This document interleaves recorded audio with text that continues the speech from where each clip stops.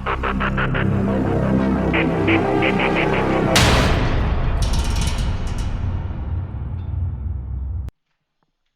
everyone, welcome to Developers Life. I am Sena. இன்றைக்கி நம்ம என்ன பார்க்க போகிறோம்னா லக்ஷ்மி டென்டல் லிமிடெட் ஐபிஓ பற்றி பார்க்கலாம். இதை அப்ளை பண்ணலாமா வேணாமா அப்படின்ற டீட்டெயில்ஸை ஒன் பை ஒன்னாக பார்க்க போகிறோம். ஸோ இந்த வீடியோவில் ஃபஸ்ட்டு கம்பெனியோட ப்ரொஃபைல் பார்ப்போம், அதுக்கடுத்து ஃபினான்ஷியல் ரிசல்ட், அதுக்கடுத்து கிரே மார்க்கெட் ப்ரீமியத்தோட ஸ்டேட்டஸ், ஐபிஓ ரிஜிஸ்டர் யாருன்னு பார்க்க போகிறோம். ஃபைனலி எண்ட் ஆஃப் த வீடியோவில் நான் என்னோட ரிவ்யூவை பற்றி சொல்ல போகிறேன். இதை அப்ளை பண்ணலாமா வேணாமா அப்படின்றத வாங்க ஒன் பை ஒன்னாக பார்த்துடலாம். ஸோ இந்த ஐபிஓ எப்போ ஓப்பன் ஆகுதுன்னா மண்டே ஜான் 30th ஓப்பன் ஆகுது. அண்ட் க்ளோஸ் டேட் என்னன்னு பார்த்தீங்கன்னா John 15th. And basic allotment date John 16th. And in case உங்கள் அப்ளிகேஷன் வந்து ரிஜெக்ட் ஆனிச்சுன்னா ஜான் 17th உங்கள் பேங்க் அக்கௌண்ட்டுக்கு மணி வந்து கிரெடிட் ஆயிரும். லிஸ்டிங் டேட் என்னைக்குன்னு பார்த்தீங்கன்னா ஜனவரி 20 தான் லிஸ்ட் ஆகுது. 13 ஓப்பன் ஆகி 20 தான் லிஸ்ட் ஆகுது. அண்ட் இதோட ப்ரைஸ் பேண்டு பாருங்கள், 407 428 கொடுத்துருக்காங்க. நீங்கள் ஒரு லாட் வாங்கணும், ஒரு லாட்டுக்கு 33 ஷேர் கிடைக்கும். கிட்டத்தட்ட 14,124 நீங்கள் ஸ்பெண்ட் பண்ணுற மாதிரி வரும். இதோட டோட்டல் இஷ்யூ சைஸ் பார்த்தீங்கன்னா 698 கோடி கொடுத்துருக்காங்க. இதனால் நீங்கள் அப்ளை பண்ணிங்கன்னா கிடைக்கிறதுக்கான சான்சஸ் ரொம்ப கம்மின்னு தான் நான் சொல்லுவேன். அண்ட் இது பிஎஸ்சி அண்ட் என்எஸ்டியில் லிஸ்ட் ஆனது. இவ்வளோ தான் இந்த ஐபிஓட டீட்டெயில்ஸ்.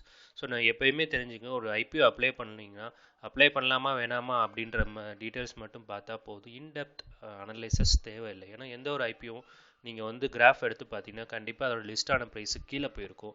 அண்ட் இந்த மாதிரி மார்க்கெட் சுச்சுவேஷனில் நம்ம இந்த மாதிரி ரிஸ்க்கெல்லாம் எடுக்கிறது அவாய்ட் பண்ணணும். ஓகேங்களா, ஃபைன். அதுக்கடுத்து நம்ம முக்கியமாக பார்க்க வேண்டியது கம்பெனியோட ப்ரொஃபைல். இது 2004 ஸ்டார்ட் ஆனது. இது எதுன்னு பார்த்தீங்கன்னா டென்டல் ப்ராடக்ட்ஸ் கம்பெனி. ஓகேங்களா, டென்டல் ப்ராடக்ட்ஸ் கம்பெனி. ஓகேங்களா, ஸோ இந்த மாதிரி டென்டல் ரிலேட்டான ப்ராடக்ட்ஸ் வந்து இவங்க வந்து ப்ரொடியூஸ் பண்ணுவாங்க. ஸோ இங்கே கொடுத்துருக்காங்க, இந்த company offer custom cranes and bridges. இந்த க்ரான்ஸ்ன்னு பார்த்தீங்கன்னா இதெல்லாம் வந்து டிஃப்ரெண்ட் டைப்பில் இருக்கும். ஒன்றே 15,000 வரையும் வரும். எப்படின்னா பல்லோட கலருக்கு தகுந்த மாதிரி இருக்கும், சில்வர் கலர் இருக்கும், ஸோ வேறு ஒரு ஸ்டீல் மாதிரி ஒரு கலர் இருக்கும். ஸோ இது மாதிரிலாம் நிறைய க்ரான்ஸ் இருக்குது. இதெல்லாம் பார்த்தீங்கன்னா ரொம்ப காஸ்ட்லியானது. இது வந்து சிலிக்கான் மெட்டல்னுபாங்க, அதெல்லாம் காஸ்ட்லியானது. ஓகேங்களா, ரூட் கனல்லாம் பண்ணியிருந்தீங்கன்னா இந்த க்ரான்ஸ் யூஸ் ஆகும். ஓகேங்களா, and bridges, branded dental items. Okay, இது மாதிரி ஐட்டங்கள் வந்து இவங்க வந்து ப்ராடக்ட்ஸ் ப்ரொடியூஸ் பண்ணுறாங்க. ஸோ இது ஈஸியாக தெரிஞ்சுக்கலாம் இந்த எந்த செக்டர் கீழே வருது அப்படின்றது. ஃபார்மா செக்டர்ஸ் கீழே வருது. ஓகேங்களா, அதுக்கடுத்து நம்ம முக்கியமாக பார்க்க வேண்டியது இந்த கம்பெனி எங்கே லொக்கேட் ஆகிருக்கு அப்படின்றது.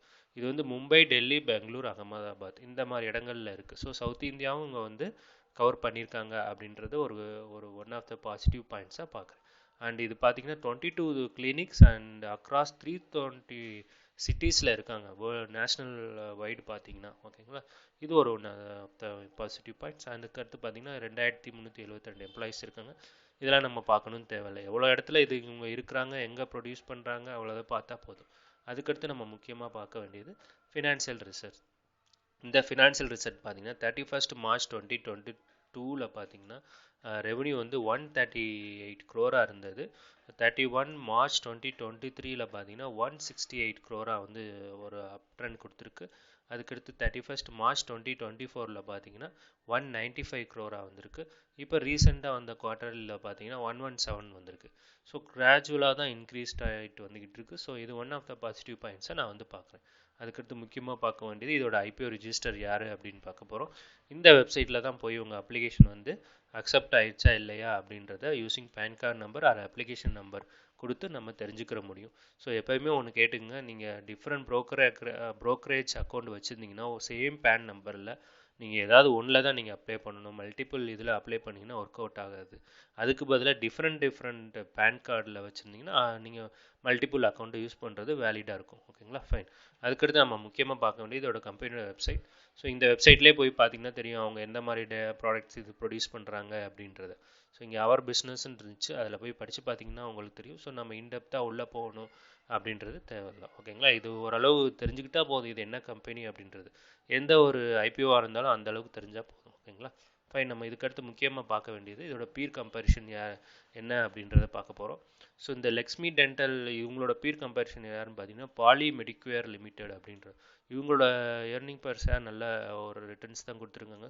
ஸோ அதை பார்க்கும்போது இது வந்து லாங் டேர்முக்கு இது ஒரு ஒன் ஆஃப் த நல்ல ஸ்டாக்காக தோணுது. ஆனால் இப்போதைக்கு ஐபிஓ வந்தப்போ லாங் டேர்மாக வந்து ஹோல்ட் பண்ணுறது அது வந்து வேலிட் ரீசன் கிடையாது. நீங்கள் கொஞ்ச நாள் வெயிட் பண்ணி அதோட சேட்டை பொறுத்து தான் நீங்கள் வந்து இன்வெஸ்ட் பண்ணலாமா வேணாமா அப்படின்ற டிசிஷனை நீங்கள் எடுக்கணும். ஓகேங்களா, ஃபைன். இதுக்கு அடுத்து கிரே மார்க்கெட் ப்ரீமியம் பார்த்துருவோம். ஸோ இந்த கிரே மார்க்கெட் ப்ரீமியம் பார்த்தீங்கன்னா 155ல் ட்ரேட் ஆகிட்டே இருந்து 163ல் ஹால்ட் ஆயிருக்கு. ஐபிஓ ப்ரைஸ் 422.28 கொடுத்துருக்காங்க. கிரே மார்க்கெட் ப்ரீமியம் வந்து 163 கொடுத்துருக்காங்க. இதே ரேஞ்சில் போணுச்சுன்னா இது லிஸ்ட் ஆகிற ப்ரைஸ் பார்த்தீங்கன்னா 591 அப்படின்ற ப்ரைஸ்க்கு மேலே லிஸ்ட் ஆகும்னு நம்ம எதிர்பார்க்கலாம். அப்படி லிஸ்ட் ஆனிச்சுன்னா கிட்டத்தட்ட 38% லிஸ்டிங் கெயின் கிடைக்கும். நம்ம வந்து அப்ராக்சிமேட்லி 30%க்கு மேலே ஒரு லிஸ்டிங் கெயின் கிடைக்கும் அப்படின்றத நம்ம எதிர்பார்க்கலாம். ஓகேங்களா, ஸோ இந்த கிரே மார்க்கெட் ப்ரீமியம்னா என்னன்னு உங்களுக்கு ஏற்கனவே தெரிஞ்சிடும். நம்ம மார்க்கெட்டுக்கு வர்றதுக்கு முன்னாடி இதை வந்து கிரே மார்க்கெட் இது வந்து ட்ரேட் ஆகிட்டு இருக்கும். ஸோ அவங்க பெரிய பெரிய இன்வெஸ்டர்லாம் வந்து இன்வெஸ்ட்மெண்ட் பண்ணுவாங்க. ஸோ அதை வச்சே நம்ம தெரிஞ்சுக்கலாம் இது எந்த அளவுக்கு போகும் அப்படின்றத. இதுக்கு முன்னாடி ஒரு ஐபிஓ வந்துருந்துச்சு. நிறைய பேர் கேட்டுறீங்க அந்த ஐபிஓ அப்ளை பண்ணலாமா வேணாமான்னு. நான் வந்து ரிவ்யூ பண்ணலை. ஏன்னா ரிவ்யூ பண்ணாத ஐபிஓலாம் பார்த்தீங்கன்னா அது ரொம்ப முக்கியமான ஐபிஓ கிடையாது. ஸோ அதை டேரெக்டாக நம்ம ரிஜெக்ட் பண்ணிடலாம். ஸோ அதனால் அந்த வீடியோ நான் போட்டு டைம் வேஸ்ட் பண்ண விரும்பலை. ஸோ நிறைய பேர் கேட்டனால இனிமேல் வர்ற வீடியோங்களும் பார்த்தீங்கன்னா அவாய்ட் பண்ணக்கூடிய ஐபிஓ நம்ம ரிவ்யூ பண்ணலாம். ஓகேங்களா, ஃபைன். அதுக்கடுத்து நீங்கள் வந்து அப்ளை பண்ணலாமா வேணாமா அப்படின்னு கேட்டிங்கன்னா நான் வந்து கண்டிப்பாக வந்து அவாய்ட் பண்ண மாட்டேன். ஏன் அப்படின்னு கேட்டிங்கன்னா இது முக்கியமான ரீசன் வந்து ஒரு நிமிஷம் இது வந்து தப்பான ஸ்லைடுக்கு போயிட்டேன். ஸோ இதில் தான் பார்க்கணும். ஸோ நான் வந்து கண்டிப்பாக அவாய்ட் பண்ண மாட்டேன், அப்ளை பண்ண தான் போகிறேன். ஏன் அப்படின்னு கேட்டிங்கன்னா 3 ரீசன்ஸ் நம்ம பார்ப்போம். இதோட செக்டர் ஃபார்மா செக்டர் ரொம்ப நல்ல செக்டராக இருக்குது, அது ஒன் ஆஃப் த ரீசன். அதுக்கடுத்து ஃபினான்ஷியல் ரிசல்ட் நல்லா இருக்குது, செகண்ட் ரீசன். தேர்ட் ரீசன் என்னன்னு பார்த்தீங்கன்னா கிரே மார்க்கெட் ப்ரீமியத்தோட ஸ்டேட்டஸ். இதை பார்க்கும்போல இது வந்து ஆவரேஜான ரிட்டர்ன் கொடுக்கறதுக்கான சான்சஸ் நிறையா இருக்கிறனால நீங்கள் இதை அப்ளை பண்ணிங்கன்னா வித்தின் 1 or 2 ஹவர்ஸில் வெளியில் வர்றது ரொம்ப ரொம்ப நல்லது. ஸோ எனக்கு இந்த ஐபிஓ கிடச்சிச்சுன்னா கடந்த 2 வருஷத்தில் எனக்கு லாஸ்ட்டு ஒரு ஐபிஓ தான் கிடச்சிச்சு. ஸோ அவ்வளோ அன்லக்கி பர்சன். அதே மாதிரி தான் நானும் எல்லா ஐபிஓ அப்ளை பண்ணிக்கிட்டே வரேன். ஸோ எது லக்கி இருக்கோ அது கிடைக்குது எனக்கு.